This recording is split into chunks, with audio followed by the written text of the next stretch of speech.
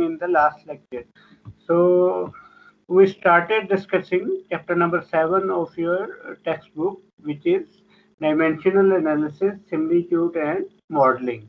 So because we know that the Navier-Stokes equations are unsteady three-dimensional partial differential equations. So exact solution is not available for almost any practical engineering problem because they are usually three-dimensional turbulent flows. So for those cases, we need to do certain kind of experiments, and to do the experiments, we need to first of all see that what critical parameters are there on which we need to conduct the experiments, and secondly we discussed that we in many cases we cannot do the experiments on the original system, because if the original system is very large, like a wing of an aircraft, or maybe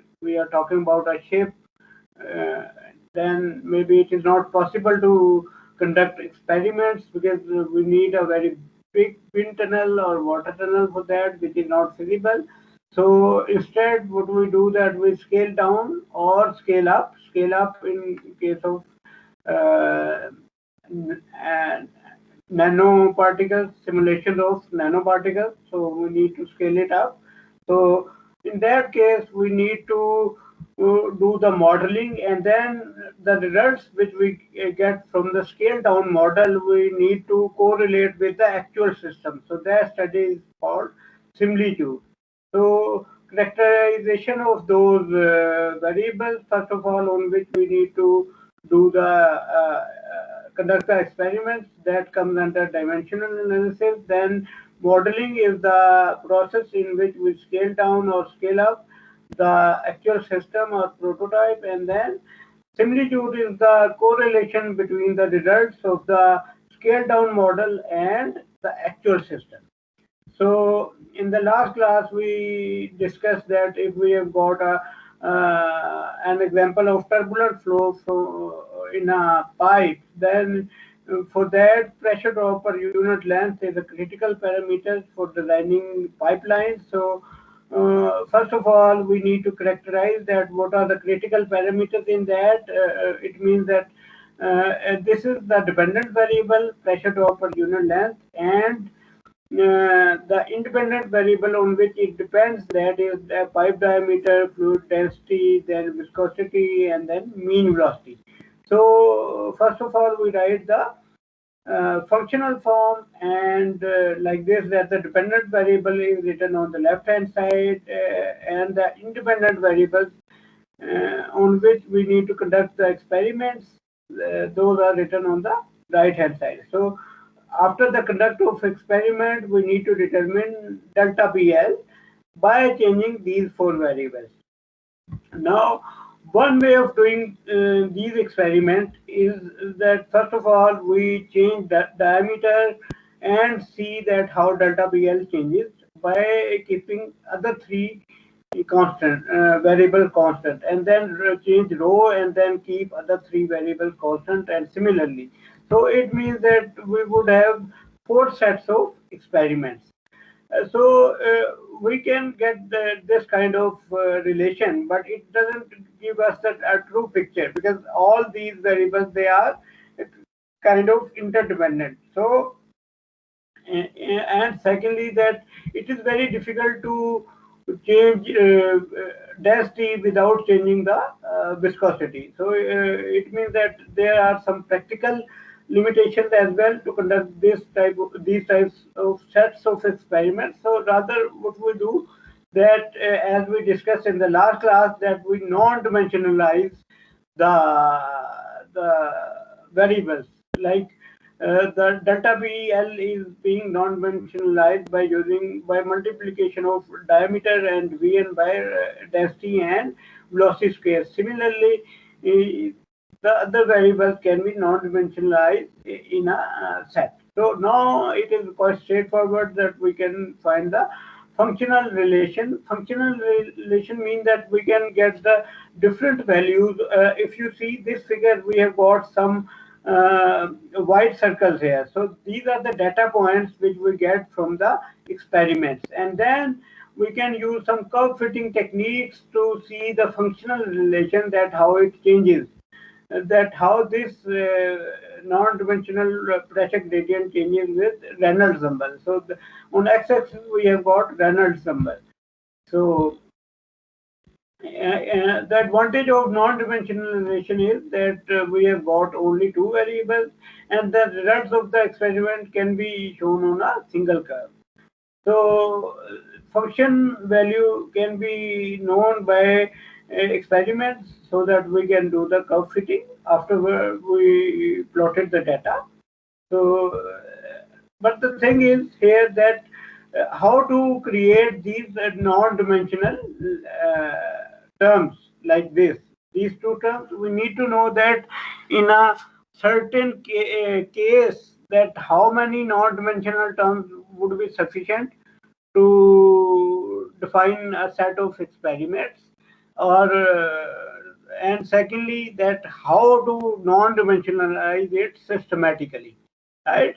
Because on this slide, if we see that we can make sure by putting because if we put the dimensions, and then we can afterwards we can see that they are non-dimensional, but how to get this term, that is the problem. And then how many terms should be there? So the first problem, that how many terms should be there, non-dimensional terms should be there for the conduct of experiments, that can be addressed by the a theorem which is called Buckingham Pi theorem.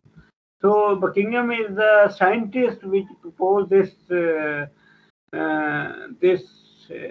theorem about the number of non-dimensional terms, and pi is some non-dimensional variable. So we usually call these dimensionless variables as a pi term. So how many dimensional products should be there?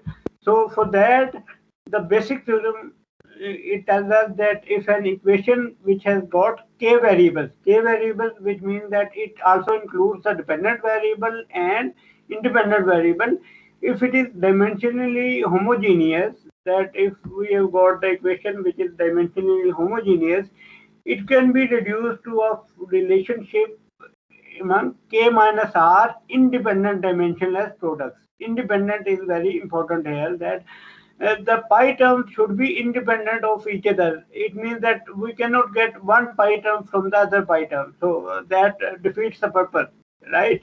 So it should be independent pi terms where r is the minimum number of reference dimensions required to describe the variable.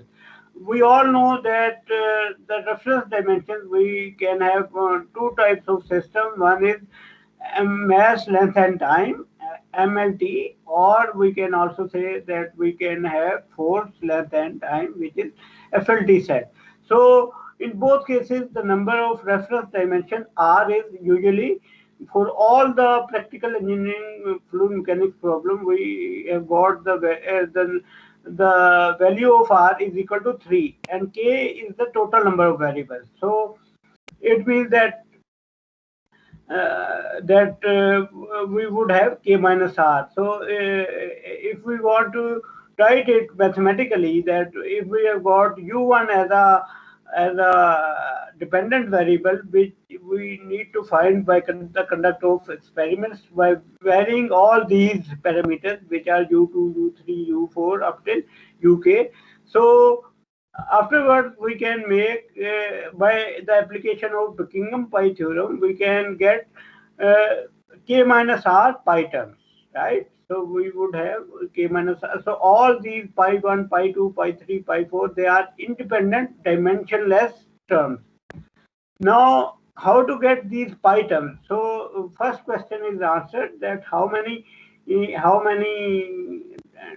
dimensionless terms would be there for that problem. So that is k minus r. But how to get them? So for that, we have got many algorithms or procedures by which we can determine these dimensionless products. So or pi terms. So let's see that how we can determine it by using the first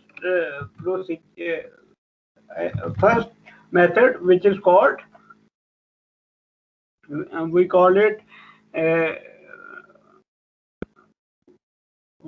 method of repeating variables.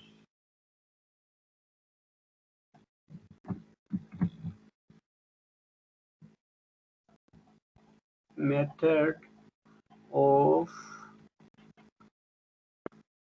repeating variables.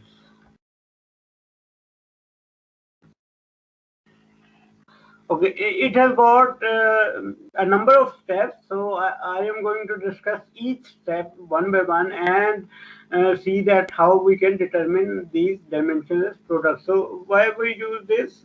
To get the pi terms. Pi terms, not that pi which is 3.14, but it is a pi term means dimensionless term. Dimensionless terms. We also call them pi term. So first of all, would we say that in this method or any other method, we just list down the dependent and independent variables.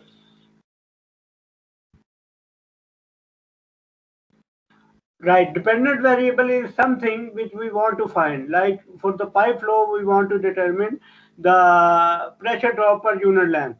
For flow over an aircraft, maybe we would try to find drag, we would try to find lift or anything like that. Right, so those are kind of dependent variables. And independent variables, what are these? On which this dependent variable would be depending, that if we change those independent variables, then that dependent variable would change significantly. Now this step is the most important step in this whole procedure, because if we because it is kind of we can say that it is kind of a two-edged sword. Two-edged sword means that if we miss out some critical parameters, then it means that those set of experiments wouldn't give us the true picture. But if we include more than the necessary parameters, what will happen that we need to have to conduct more experiments, and in the end we are wasting time and effort. So it means that we need to be very precise with this listing down of all the critical parameters. So let's suppose that okay, now what kind of these variables can be? First of all, it can be geometrical parameters, geometry related parameters, like what we say diameter. Then if it is a flat plate, it can be length, and then surface roughness. So these are the parameters. Then geometrical parameters, then fluid properties like density, viscosity, buoyancy, and anything else we need to include. So all those parameters, and then external parameters like driving force for a flow, like pressure gradient, or anything else, shear driven flow. So all those things are there. And then fluid properties, density, viscosity, and then pressure, velocity, pressure difference, and velocity. All these parameters are can be included in this, right? External parameters. So let's suppose we talk about turbulent flow through a pipe. So if we have got a pipe section that we have got this pipe section.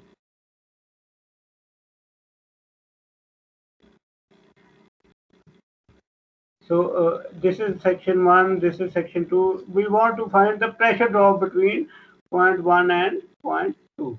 So this is delta P L, which is equal to P1 minus P2 divided by this length. So delta PL is, so this is the length between point 1 and 2, and delta PL is the pressure drop between, sorry, maybe this is not very clear. Let me write it again. So this is this, and the fluid which is passing through it, that has got the viscosity mu and density rho, and then the mean velocity which is passing through this pipe, that has got the velocity v, and this pipe has a diameter of d, right? So now this pressure drop per unit length is the major critical parameter for the design. And we are talking about turbulent flow, not the laminar flow, because for the laminar flow we can get the solution, but for the turbulent flow it is not possible to get the exact solution, as we did in chapter number 6. So let's write, first of all, we write the functional form here. So functional form would be equal to delta PL would be equal to function of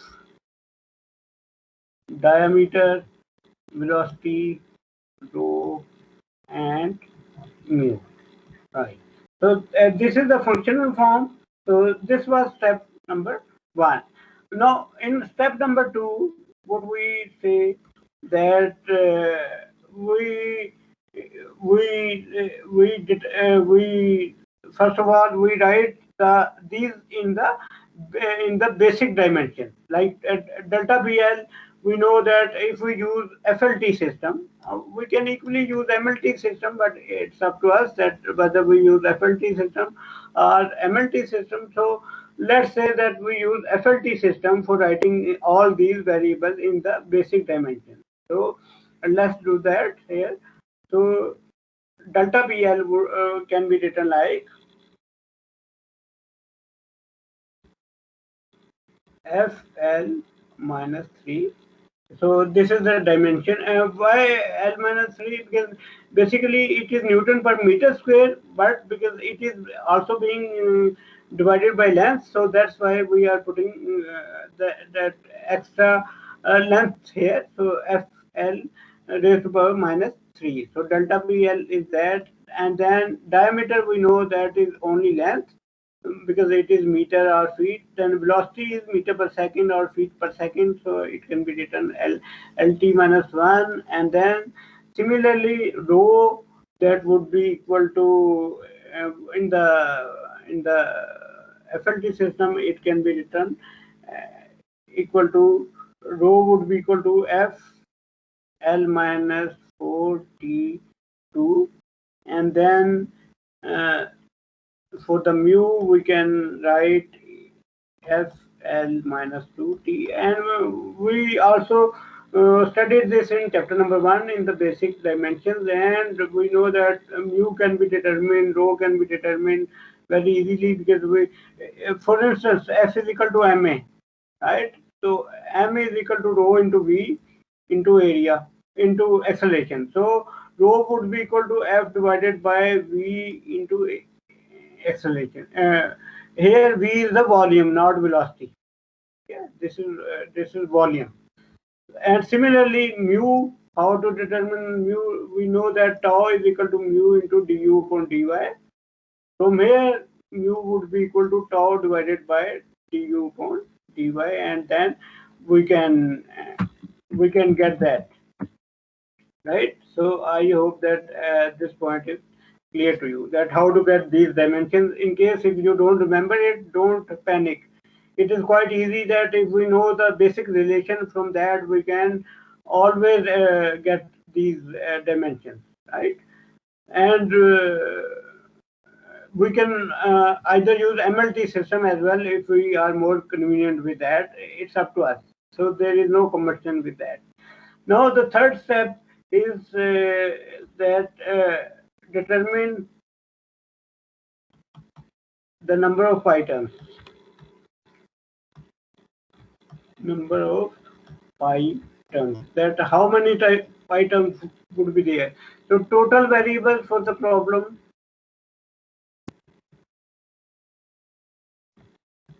that is 5, right? And then reference dimensions which are used, if you see mu and rho, we have got all three dimensions. So reference dimension, which was it was just a minute, let me write it, is equal to k, is equal to k, is equal to 5. Reference dimensions,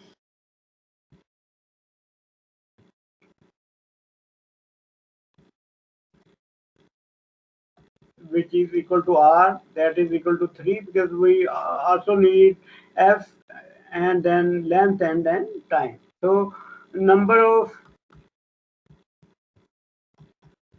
pi terms, 5 minus 3, which is equal to 2. So it means that we only need two terms to get those dimensionless variable, and then we can conduct only one set of experiment rather than four sets of experiment on the original parameter. Now, uh, uh, in this we need to define some repeating variable. Now we need to divide these 5 variables which are written here. Let me write it again here. Uh, just a minute. So delta PL would be equal to F into TV rho mu, right? So before we go on to step number 4, there are two types. We need to segregate these 5 variables into two types of variable. One is repeating variable. Repeating variable is the variable which appears in all the pi terms, or we think that it would appear in all the terms. And then the second one is the non-repeating variable. So non-repeating variables are the variables which are appearing only once in those pi terms. So usually we take delta, which is the dependent variable, because that is the variable against which we need to conduct the experiment. So we usually take it as a non-repeating variable. We don't include it in the repeating variable. For the repeating variable, it should be all the repeating variable should be dimensionally independent. It should be independent, and they cannot be derived from one another. And then all the reference dimensions should be covered by the set of repeating variables. Now, how many repeating variables would be there? It should be kind of equal to number of reference dimensions. So it means that in this case we need to select 3 repeating variables. So it should be dimensionally independent, and the dependent variable we usually take it as non-repeating variable. Dependent variable, and one, because here we have got 5 variables. So uh, now we can say that number 4 step is the selection of repeating variables. So as I told you that for the repeating variables, we usually don't take the dependent variable, which is delta PL in this case. So, and then they should be independent, dimensionally independent. So it means that for this case we take D, B, and rho as our repeating variables.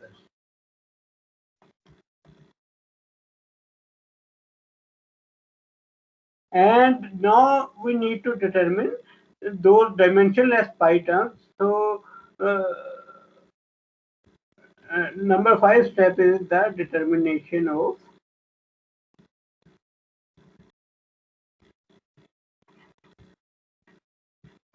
pi term. So how do we do that? That first of all we take let me write it here. We write like this, that pi 1, or pi means that dimensionless term. It would be something we would write a first non-repeating variable, which would in this case it would be delta PL, and multiply it with the repeating variables raised to power uh, some variable v, b, and rho c. Now these powers here, a, b, and c, they should be such that this product would become dimensionless. These powers which are written for the repeating variable, I would repeat that it should these values of a, b, and c should be such that this pi 1 term would be dimensionless. So let's write it in that, because we know that pi 1 should be dimensionless. So we can write it like this: f l t. It means that there is no dimension of this. F0, L0, and T0 mean that it is a dimensionless term, and then we can now write the dimension of this here. So let's write that delta PL is F L minus 3, then diameter is length, then velocity is LT minus 1, and then rho is FL minus 4T2.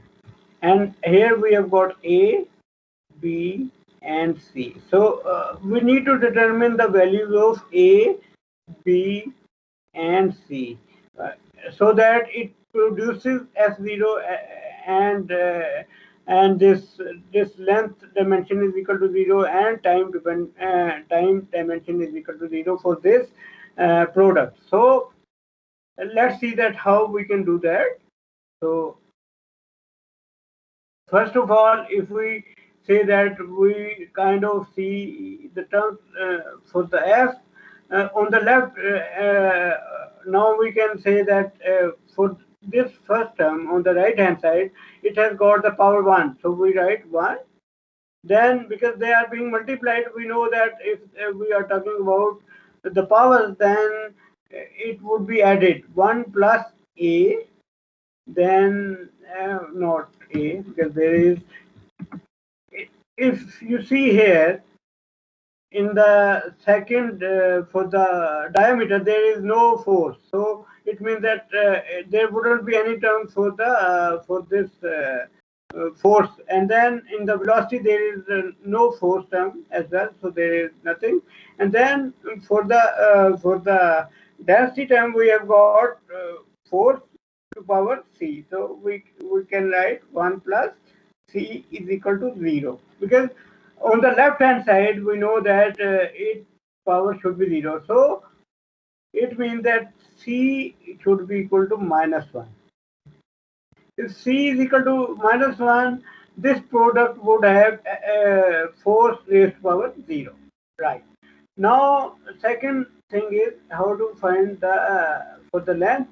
If we see now for the first, here we have got -3, so we can write -3, and then plus a, because we have got raised to power a, then plus b, and then here we have got minus 4t is equal to 0, because we have got here minus 4t. Now if you see here that we don't know a and b, but c we know that, so but it is not of much use. Why is that? Because we have got one equation and two unknown. So how to get a and b? Now it means that we need a third equation for that.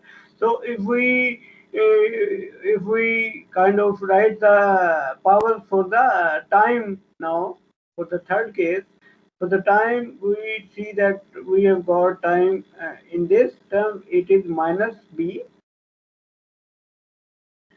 and then it is for the here we can see 2 multiplied by c is equal to 0.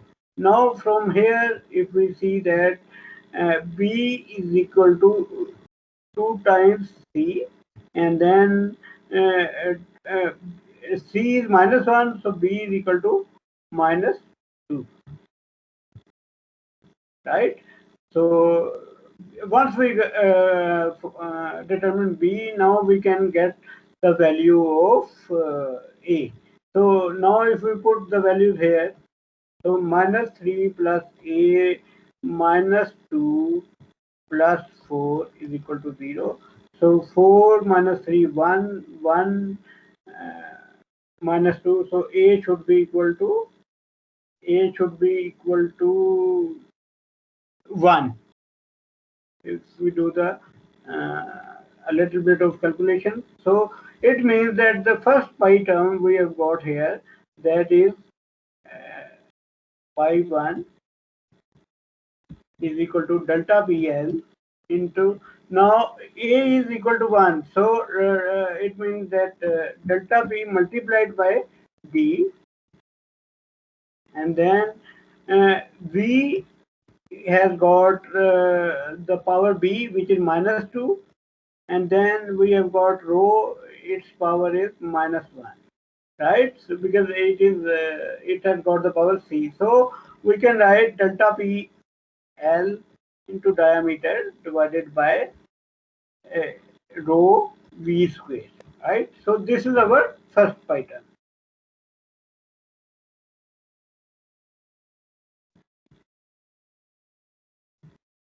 Delta PL multiplied by D divided by rho into v square. So this is our first pi term. Now we need to repeat this procedure for any other non-repeating variable which we haven't covered. So here, if you see that we have, let's see. So these three d, v, rho, they are our repeating variables, so they would appear in each term. We have considered delta PL in the first pi term, and the only pi term which we haven't, which variable we haven't covered, that is mu. So now we need to repeat the whole procedure by multiplying mu with all these three repeating variables raised to power ABC, and then do the non-dimensionalization. So let's see that how we can do that. So uh, determine other pi terms for the remaining non-repeating variables.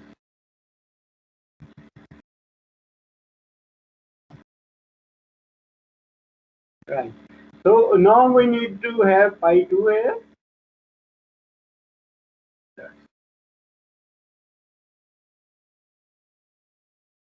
Pi 2 would be equal to mu into v, no, not v, maybe it is diameter v into rho and raised to power a b. Now we need to again write them in their basic dimensions and put them equal to 0. So if I write the left hand side, it would again be 0, FL T all raised to power 0, and we have got mu, so we know that that is equal to FL minus 2 T into diameter again, length, then LT minus 1, and then we have got rho, which is FL minus 4 T2 C. So now if we see the power for the fourth dimension, so that would be, here is power 1, so it would be 1 plus C is equal to 0. Again, C is equal to minus 1, right? And then for the length, we have got minus 2 plus A plus B minus 4C is equal to 0. And then the third case is for again A and B, they are unknown, so we kind of see the dimension for time. So that would be 1 plus 2 multiplied by C. So that would be equal to 0.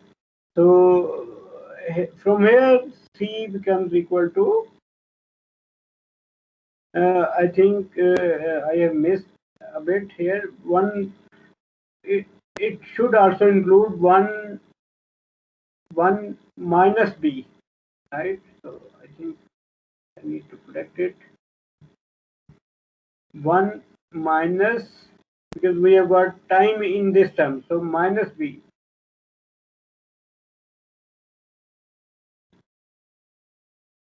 1 minus B plus 2 times C is equal to 0. So C would be equal to, in this case, C would be equal to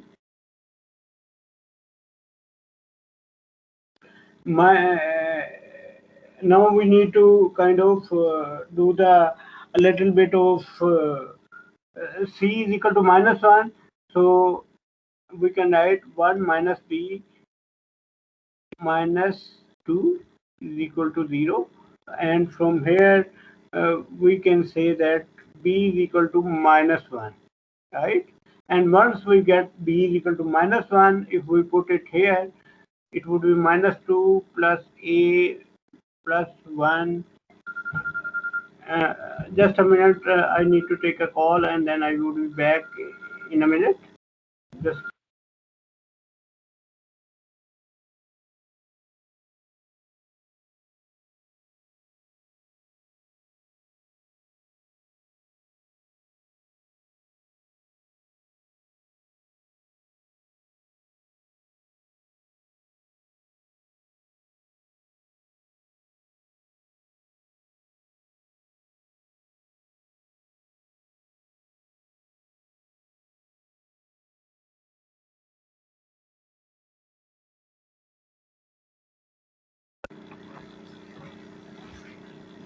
okay, sorry for that. It was a call I had to take. So if I put the values here, it would be a,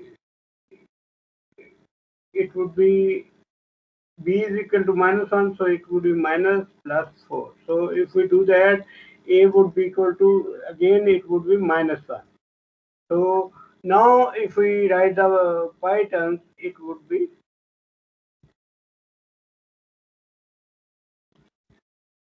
mu upon, because A, B, and C, they are all minus 1 power, so we can write mu upon rho B D.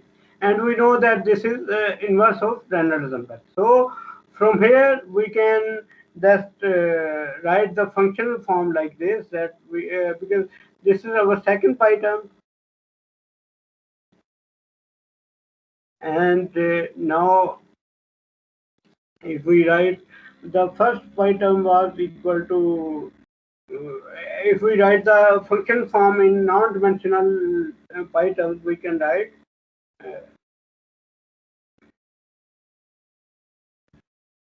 delta PLD divided by rho V square,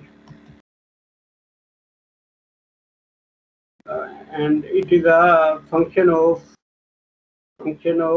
mu upon rho VD, right? So now this is our kind of those dimensionless pi terms for which we need to conduct the experiments. Before we conduct the experiments, there are one thing we need to make sure that these are dimensionless. So because we all did this calculation by using FLT system. So what if that if I have made a mistake here and b is not equal to -1, but it should rather be b is equal to -2, then if we can double check it by using MLT system, that whether that is correct. All the dimensions which I have, the terms which I have got here, they are dimensionless. So I can do that by using the MLT system to double check that all these dimensions are correctly non-dimensionalized. So let's quickly go through the lecture slides. I have explained the general thing, and then once we double check it, after that we can conduct the experiment and find the this what is because this is a relation, this thing phi here. This is the functional relation which we need to find by conduct the experiment. And secondly, if you look at this term mu upon rho Vd, it is the inverse of that Reynolds number, because Reynolds number is rho Vd upon mu. So we can equally write it rho Vd upon mu. That is equally right, because it is still a dimensionless product. So we can do that if we want, right? So let's take you through the slides which I have just explained on the whiteboard. So first of all, as I mentioned, that we need to list all the variables that are involved in the problem. Those variables can be geometrical, fluid properties, or external effects. So for the case of circular pipe flow, for the turbulent flow, delta PL is a function of diameter and then viscosity, density, and velocity. And then as I mentioned, that this is the most critical. We need to get it right from the start, because if it is not right, then maybe we are missing out on some critical parameters, or maybe we are over stating the problem and making our life difficult for the conduct of experiment. So step 2, that we need to write it in the basic dimensions, like I did for the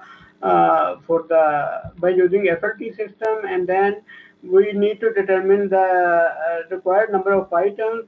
So as I mentioned, that is k minus r, which is 5 minus 3, which is equal to 2. And then we need to determine and select a number of repeating variable where the number of required is equal to the number of reference dimension, which is r.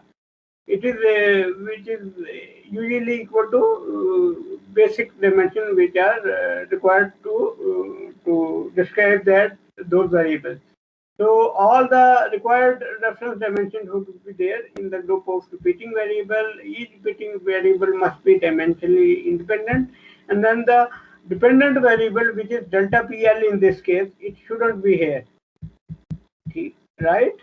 So in this case, we took d, diameter, velocity, and the density as a repeating variables, and then form a pi term by multiplying one of the non-repeating variables by the product of repeating variable, each raised to an exponent.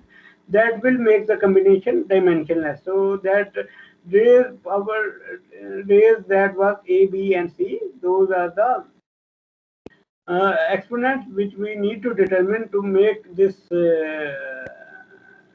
product dimensionless. So then we can write them in the basic dimensions, and then we can find it by seeing that FLT for the each case it should be equal to 0. So we know that we did this exercise on the whiteboard as well. So when we do this, then we can get pi1 is equal to delta PL d divided by rho v square, and then we need to repeat it for the remaining non-repeating variables. So in this case, because in the first pi term we took delta PL, so if we see the functional form here, if I go back again, delta PL, we have taken D rho and V, they are repeating variables, so the only non-repeating variable left is mu.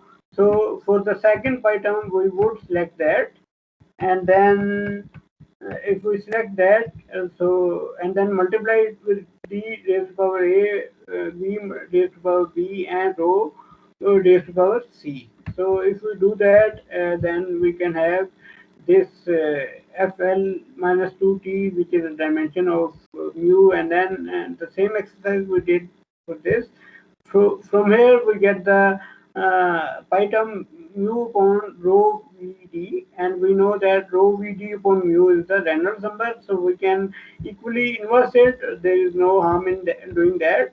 So before doing that, we need to cross check that all the pi terms, they are dimensionless and independent, and we can, because we have used FLT system to derive those dimensionless pi terms, so we can use MLT system to see that, to cross check that those dimensionless pi terms, they are indeed dimensionless. So here, but it is just to make sure. It is not necessary, but it is always good to make sure that whatever we did, that was correct.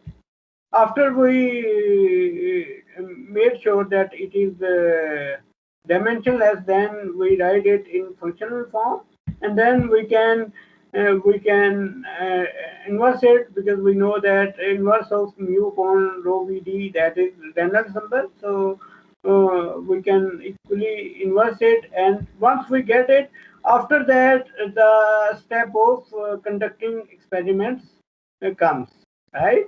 And once we get the conduct the experiment and then plot it and the data on a graph, then we can use the curve fitting techniques to get the value of this function, whether that is a linear function, that is a exponential function, logarithmic function, quadratic function, whatever function that is there, we need to get after we kind of plot it. If I show you that plot here, and this plot, once we plot it, and then we can do the curve fitting, we can use the curve fitting techniques to get this type of function, which this dependent variable is depending upon the Reynolds number. So that is only comes after the conduct of experiments. So up till point 8, step 8, that is the thing that we need to do before we start doing experiments. And after doing experiments, the objective is to find this functional form, right? And this is the flow chart which is shown here. So step 1, step 2, step 3, all these steps we have done here. So step 1 is the functional form writing, then writing it all the variables in the basic dimension, then determination of the pi terms, and then selection of repeating variables, and then determination of pi terms, and then checking that whether the dimensionless pi terms are indeed dimensionless, and then writing the functional form in the dimensionless form. So I hope that today's lecture is clear. If there is any query, I am here. You can ask me now. Otherwise, we can finish the lecture.